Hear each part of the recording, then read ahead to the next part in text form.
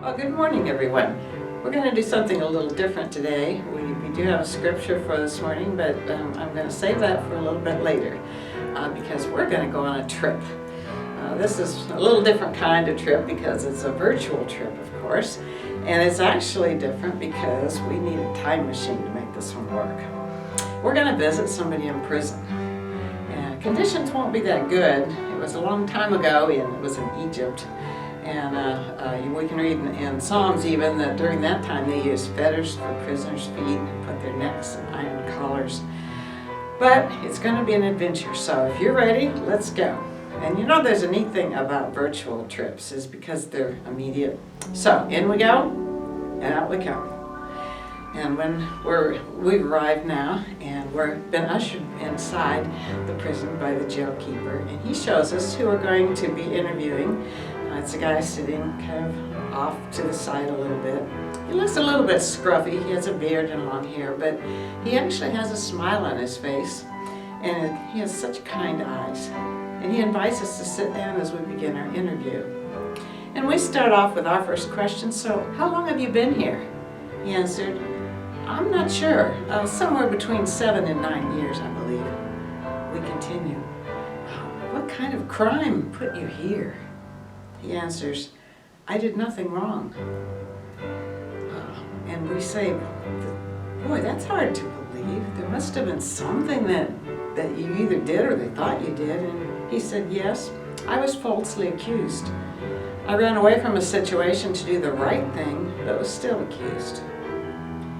And about now, we're thinking, oh my goodness, how can you be so positive when you were falsely accused and in this place? And he tells us, well, I take a day at a time and I rely on God.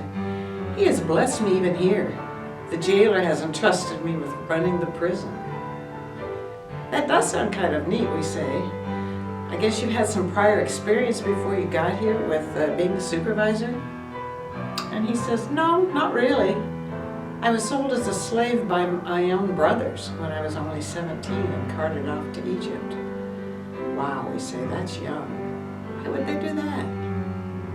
Well, my father favored me, and they were jealous. Plus, I had dreams that I thought I should tell them about. But in those dreams, they were bowing down to me, and so were as my father. And that didn't go over too well.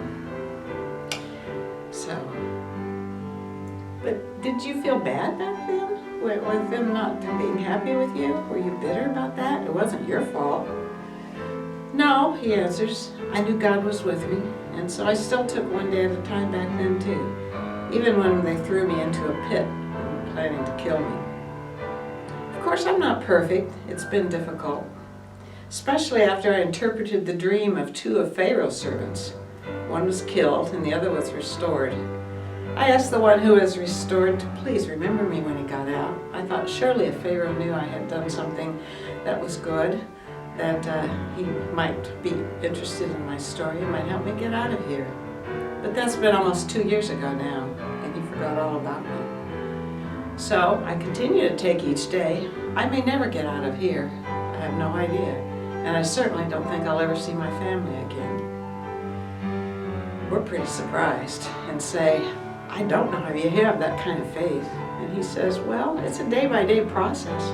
I just have to start out with God and not look too far ahead. Well, it's about time to wrap our interview up, so we thank him and tell him we're in the middle of a pandemic here. Actually, it's worldwide now. We don't know how long that's going to last or what the outcome will be. And he smiles and said, then you also need to take a day at a time and remember that God is with you as he is with me. I don't understand his plans, nor can I control those around me. I can only trust him. Maybe we can come back sometime, we say, and check in with you in the future and see how things are going. And he says, please do. Let's compare stories. Well, with that, we say goodbye.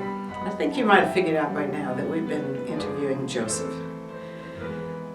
And you do remember the rest of the story.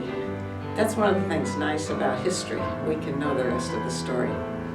Because Pharaoh had dreams, and at that point the cupbearer did remember that Joseph had interpreted his and sent for him. They cleaned him up, shaved him, dressed him in beautiful clothes, and invited him to interpret the dreams of Pharaoh. And God made him second command in Egypt. His own family came for food during that famine. He was able to save their lives. They reconnected. The brothers asked forgiveness. He saw his whole family and finally moved them to Goshen, which was a fertile part of Egypt with food and water for them. And what did Joseph say about all that? And this is our verse for today, Genesis 45:5. But don't be upset, and don't be angry with yourselves for selling me to this place. It was God who sent me here ahead of you to preserve your lives. Friends, the future is still before us. All we can do is take each day. Live it in faith, knowing that God will work for good in our lives, in our families' lives, and the bigger picture in the world, to use this terrible pandemic to work for good. Let's trust Him. Lord, we come to you. We don't know the future. It's hard, but we do want to trust you. You've said, come to me, and you are trustworthy. May we just remember that daily, moment by